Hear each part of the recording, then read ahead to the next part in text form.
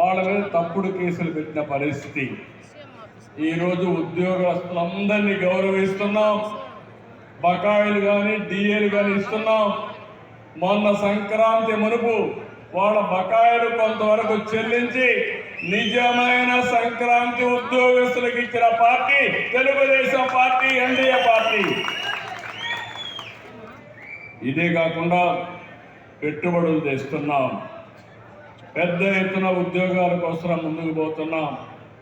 పెట్టుబడులు ఒకసారి మీరు చూస్తే ఇటీవల కాలంలో బ్యాంక్ ఆఫ్ బరోడా ఒక రిపోర్ట్ ఇస్తే దేశంలో వచ్చిన పెట్టుబడుల్లో 25% మన రాష్ట్రానికి వచ్చాయి.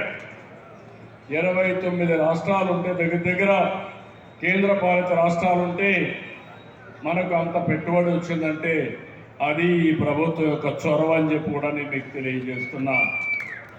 ఇదే కాకుండా మొన్ననే 8,50,000 కోట్ల రూపాయల పెట్టుబడులు SIPBలో క్యాబినెట్ మీటింగ్లో క్లియర్ చేశాం.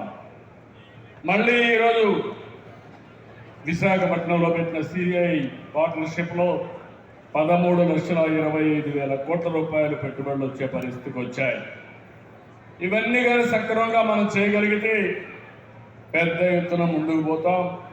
నిన్నే మీరు చూశారు కాకినాడలో ఏదైతే గ్రీన్ అమోనియా ప్రపంచంలోనే మొట్టమొదటిసారిగా ఆంధ్రప్రదేశ్లో లార్జెస్ట్ గ్రీన్ అమోనియా ప్లాంట్ తయారు చేస్తున్నామంటే అది తెలుగు వారి యొక్క సత్తా, తెలుగుదేశం